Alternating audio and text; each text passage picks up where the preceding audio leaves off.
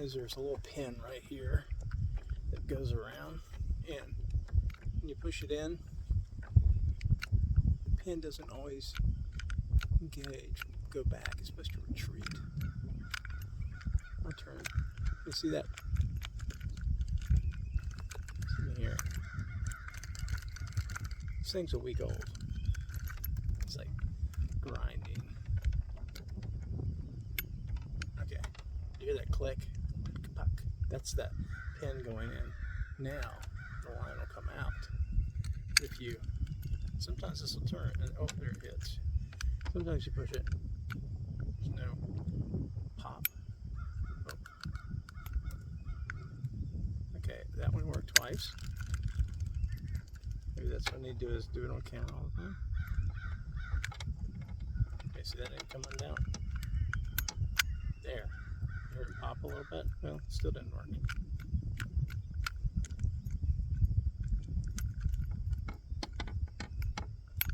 There you go. Hear that? Okay, here is the Dock Demon broken apart. This thing has a plastic head, can't remove kind of clip on it. It's ended up at this point having to be broken off. And you can see there's just like a voluminous amount of space in there. There's nothing to keep that grease on that gear in there. So if you get a good rainstorm or if it falls in the water, that gets washed off pretty quickly. I'm actually surprised how quickly it disappears. And that just sits in there. So now that I've had to break off that little tab, I just have to sit it in there, and it uses the friction of the dome to keep it, which sits right here on this edge here, and that keeps it all into place. So this is the top, and it's just a cheap piece of metal. It corrodes quickly. I come in here and sand it. You can see where it's like sanded at the top and the bottom is kind of black. Well, this has been sanded. This is, and I put a little oil or grease on it. This is actually a good version of it, not a bad version, but it gets so corroded, it gets like three-dimensional corrosion on there. And that keeps it from, just grabs that line. So the line's running around this top, actually is going this direction. And when you're throwing, that pin goes in right there. And when you're winding or reeling, it'll be popped out a little bit. It's not popped out right now. And this little crease, I don't know if you can see that crease. That crease is formed over time where the line stops on that piece of metal. And it's cut that rut in there. And that rut is as good as the pinion it grabbed in the line. So, the pin goes in, and boom, you still got that rut to grab the line. So it's just pretty flawed. Right. I think I can do it with two hands now. I'm going to push the button up. Yeah, and you see this lifts? This is the action when you push that big button in the back. Is this top lifts and this pin goes in.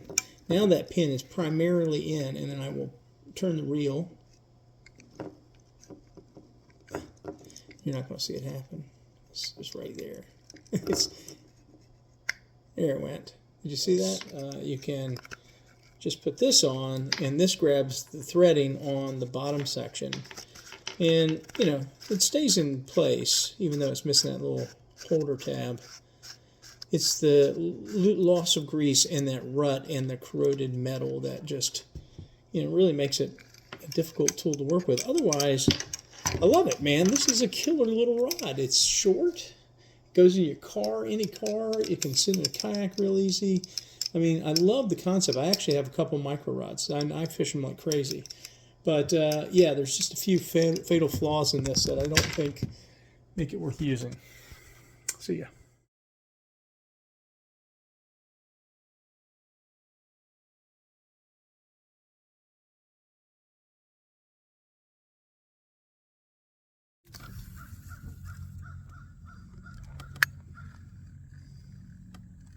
Pretty good hit. Not going to be much. Oh, well, I'll take that back. Yeah, about 10 inches. Not huge. Good pull. Good pull, my friend. Good pull. There we go. See ya.